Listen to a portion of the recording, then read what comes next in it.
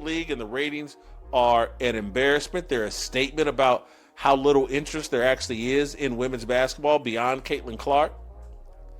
The fact that they can't reach a CBA agreement and be confident that there's actually going to be a 2026 season of the WNBA because these idiots, Angel Reese and the rest are like, oh man, if y'all not paying us $1 million, $2 million a season. This was supposed to be the year women's basketball changed forever. The year it finally broke through. A rookie arrived, a once-in-a-generation talent with a shooting range that defied logic. And when she stepped onto the court, the entire sports world stopped to watch. Arenas sold out almost overnight. Jersey sales exploded beyond anything the league had ever seen. Television ratings shattered every record the WNBA had previously set. For the first time, the league was no longer a niche sport covered out of obligation or routine interest. It had become a genuine mainstream phenomenon. But instead of capitalizing on this rare and golden moment, instead of coming together to build something sustainable and lasting, the league and its players did something almost unthinkable. They turned on their own golden goose. And now,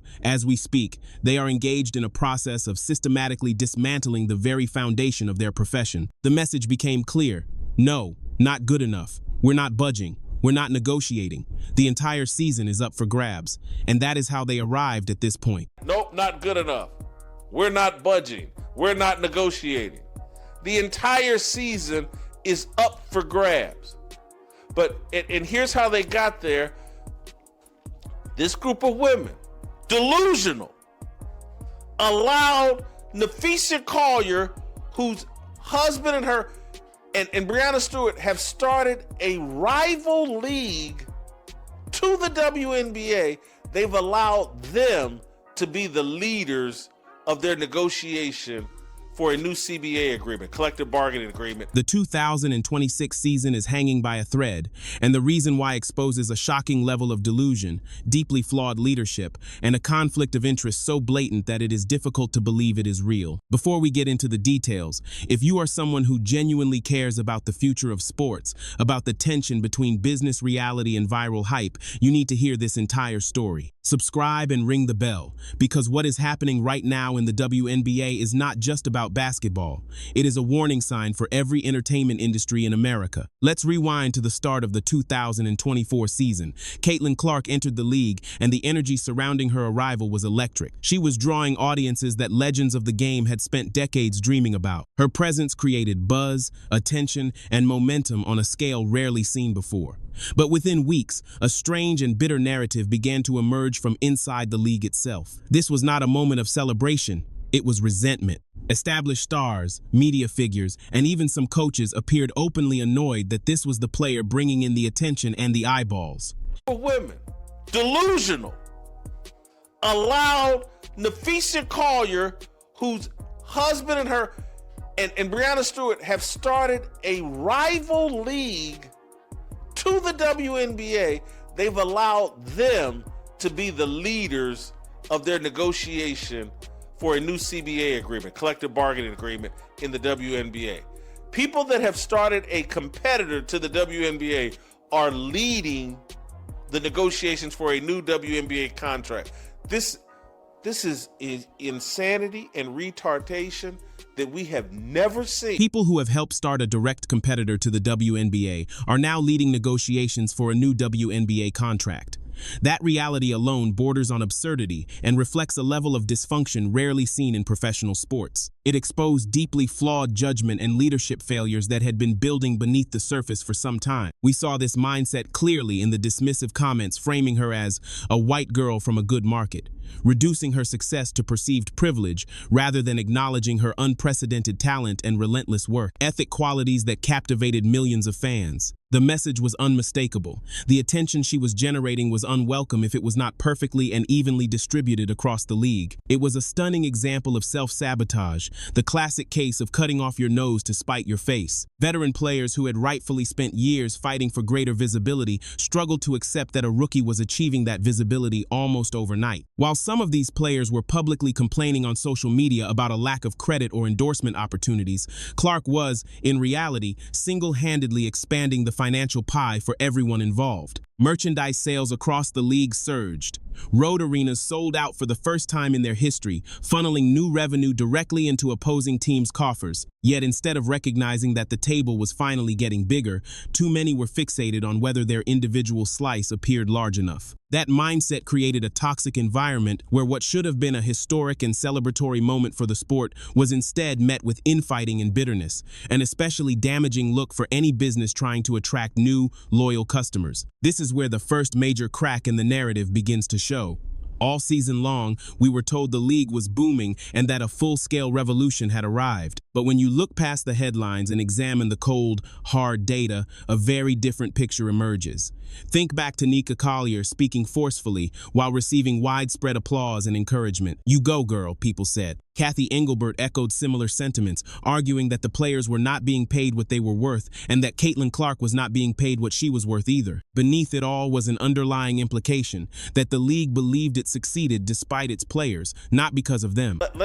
Let's replay Nafisha Collier when she was talking tough and everybody's applauding her. "You go, girl, Kathy Engelbert. They're not paying you guys what you're worth, and we're not paying Caitlin Clark what she's worth." Play the league believes it succeeds despite its players, not because of them. I have the privilege of watching my husband run a league where he has to balance 100 different things at once. I won't pretend the job is easy, but even with all of that on his plate, he always takes the time to reach out to players when he sees an injury, whether it's unrivaled or even during the WNBA season.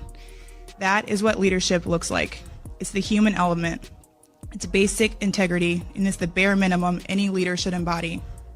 Yes, games featuring Caitlin Clark were a massive draw, often surpassing MLB and NHL broadcast airing on the same night. But once she is removed from the equation, the story quickly collapses. Regular season games without her frequently reverted to the same modest viewership levels the league has sustained for years, at times dipping below 500,000 viewers. The most damning evidence, however, came during the playoffs. When Clark's team was eliminated, ratings for the subsequent final series fell off a cliff. We are talking about a loss of millions of viewers, a decline so severe that it effectively erased all of the gains made during the regular season. The championship series, which should have been the league's crown jewel and ultimate showcase, was largely ignored by the casual fans who had tuned in throughout the summer. This was not merely a disappointing trend. It was catastrophic proof that the league's sudden surge in popularity was not driven by the WNBA brand itself. It was driven by one singular star. For months, the establishment insisted that a rising tide lifts all boats, but the ratings told a very different story. There was no tide, there was only one massive wave, and when it crashed, the shore was left empty. This data point is the single most important factor in the current negotiations because it exposes just how fragile the league's economic foundation still is, especially under this type of leadership. For this type of leadership, it's all feelings over facts. It's there's no logic here. Hey, just pay us what we want. I don't want to hear about paying us what's sustainable. Just pay us what we want. We feel like we're owed this amount of money. And we've convinced America that 23 and 24-year-old women coming out of college, that paying them $70,000, $80,000 a year for a 4-month job It demonstrates that the value of the players as a collective television product is not yet where they believe it to be. Basing multi-million-dollar salary demands on the anomaly of Caitlin Clark's presence is a dangerous fantasy. And that brings us to the current crisis, the one that could fundamentally alter or even end the league as we know it. Right now, the WNBA Players Association is negotiating a new collective bargaining agreement with the league, and the reported demands are nothing short of astronomical. We are talking about players such as Angel Reese, reportedly pushing for annual salaries in the $1 to $2 million range. On the surface, in the broader world of professional sports, those numbers do not immediately sound outrageous, but context is everything, and the financial context of the WNBA tells a very different story. The league has never been profitable, not once in nearly 3 decades of existence. It loses tens of millions of dollars every single year, losses that are quietly absorbed and covered by the NBA. In practical terms, it operates as a subsidized venture, a passion project sustained by the success of men's professional basketball. When viewed through that lens, the situation becomes far more serious. So when players look at the league's most recent offer, which already includes six-figure salaries for rookies, comprehensive health care, paid maternity leave, and even charter flights, and respond with "not good enough," they are making demands that have no grounding in economic reality. Oh, well, you should have been a basketball player. Or these women are great basketball players and they deserve more than that. No, they don't. I went into a profession that at the time, sports journalism, the newspaper industry, that was turning a profit. And they paid me $5 an hour. And I didn't complain. I thanked them. But the Bloomington Herald-Times was turning a profit. The WNBA loses millions of dollars a year. And I got a 4-month job that pays me $75,000. I'm undervalued. I'm underappreciated. I've been mistreated. They are effectively asking to be paid NBA-level money while playing in a league that, on its best nights without Caitlin Clark, draws viewership comparable to a mid-tier college football game. It is like an employee at a struggling startup demanding the same bonus as a Google executive because they believe they work just as hard while completely ignoring the fact that the startup is burning through venture capital just to keep the lights on. The disconnect is total. They see the NBA's prosperity and demand the same outcome without having built the multi-billion-dollar business that makes that prosperity possible. But the problem goes even deeper. It is one thing for players to make unrealistic financial demands. It is something far more serious when those negotiations are being led by individuals who may actually benefit if the WNBA fails. And that is precisely what is happening. Key voices within the players' union have direct ties to a competing venture. Breanna Stewart and Nafisa Collier, two of the league's most prominent stars, are founders of Unrivaled, a new winter basketball league. Let that fully sink in. Players who are central to the union's strategy and messaging in a high-stakes negotiation, one that will determine the financial future of the WNBA, also hold a direct financial stake in a competing organization. This is not speculation. It is fact. In any other major sport, this would be treated as a scandal. Imagine if LeBron James were negotiating the NBA's television deal while secretly holding a major ownership stake in a rival league. The media would rightly label it sabotage and an unforgivable conflict of interest. Yet in the WNBA, this situation is being framed as player empowerment and forward thinking. These are the influential voices helping to set the aggressive tone, urging everyone to hold the line and risk the entire 2026 season. But what if, for some of them, a canceled or crippled WNBA season is not a threat at all? What if it is an opportunity to redirect fans, players, and investment toward their own new project? The alignment of incentives is fundamentally broken, creating a scenario in which the best outcome for the WNBA may not be the goal for everyone sitting at the bargaining table. So let's talk about the economic reality that so many seem determined to ignore. The average NBA salary is around $10 million per year. That is possible because the league generates more than $10 billion annually through television deals, merchandise, and consistently sold-out arenas. Players receive roughly 50% of that revenue in a direct and transparent split. The WNBA, by contrast, generates an estimated $200 million in annual revenue, and players already receive more than 50% of that through salaries and benefits. The math is simple and unforgiving. There is no hidden pool of money. The league cannot pay what it does not have. When a rookie straight out of college is offered $75,000 for a 4-month season, plus housing, plus benefits, plus charter travel, that is not exploitation. For the vast majority of American college graduates, that is an exceptional starting offer equivalent to roughly $225,000 per year when prorated, and the league is paying that while operating at a massive loss. Every single paycheck is subsidized by the NBA. This is not an opinion. It is a financial reality. It is the publicly reported financial reality. The argument is not that the players do not work hard or lack talent. The argument is that the market for their talent at this moment in time does not support the salaries they are demanding. They have confused their intrinsic value as athletes with their commercial value as entertainment products, and the ratings without Caitlin Clark reveal a devastating gap between the two. Building a sustainable business means closing that gap through growth, not pretending it does not exist by demanding money that has not yet been earned. This refusal to accept objective reality is not limited to the balance sheet. It mirrors a much broader cultural shift we are seeing across society, particularly within women's sports.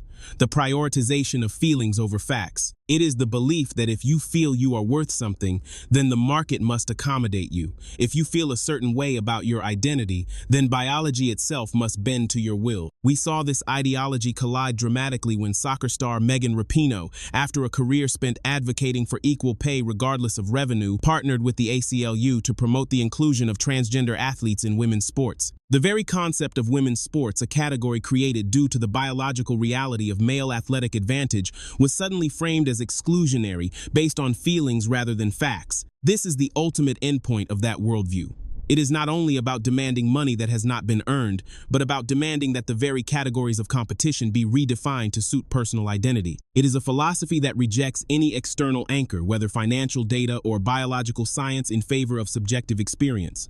Any system built on such a foundation is built on sand. It will inevitably collapse under the weight of its own contradictions, as already seen in the backlash from female athletes, who are now losing opportunities and medals to competitors with innate biological advantages. This same ignore the data mindset fuels the belief that a money-losing league can pay massive salaries simply because it feels fair, and collapse is precisely where the WNBA appears to be heading. The league had a once-in-a-generation opportunity. It captured lightning in a bottle through a transcendent star whose style of play was perfectly tailored for highlight reels and social media virality. The path forward was clear: unite, welcome new fans with open arms, and slowly build a larger, sustainable business. The strategy should have been to use Caitlin Clark's presence as a gateway, introducing casual viewers to the extraordinary talent of other stars like Aja Wilson, Brianna Stewart, and Sabrina Ionescu. Instead, the league chose grievance. It chose infighting. Moments like the blatant and unapologetic foul on Clark by Chennedy Carter,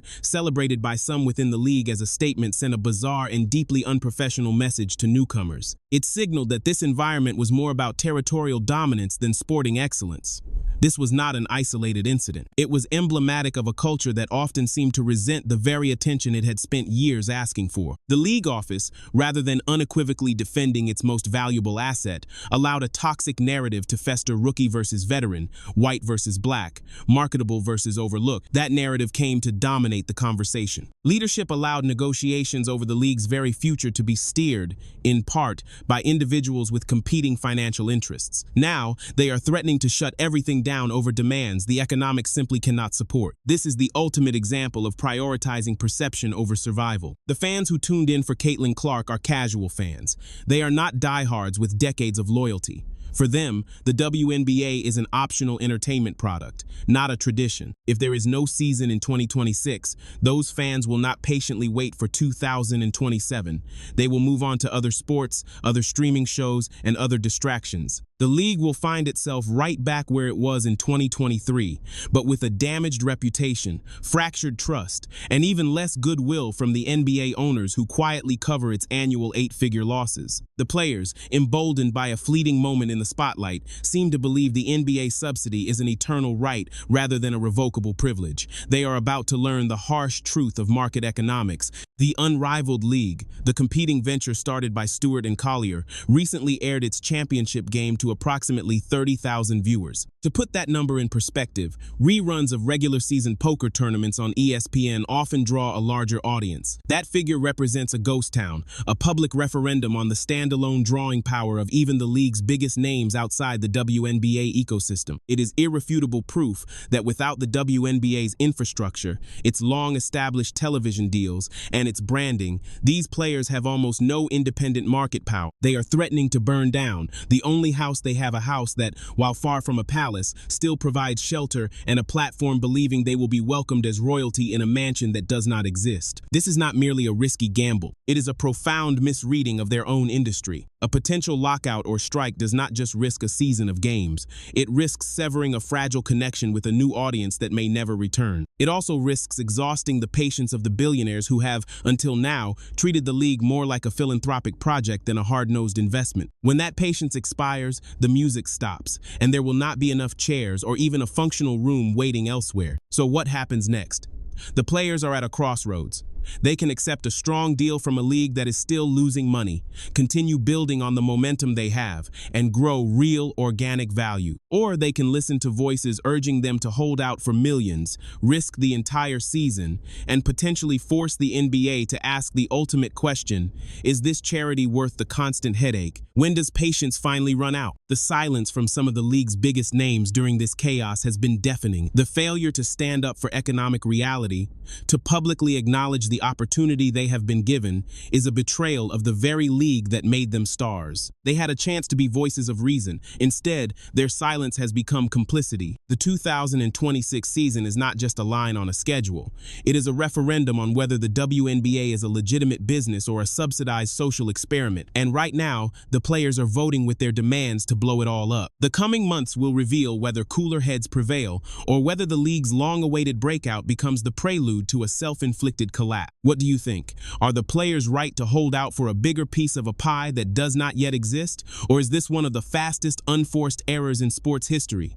Could the WNBA actually disappear? Share your thoughts in the comments below. And if you want more deep dives into the intersection of sports, money, and culture, make sure you're subscribed. We're just getting started. Thanks for watching.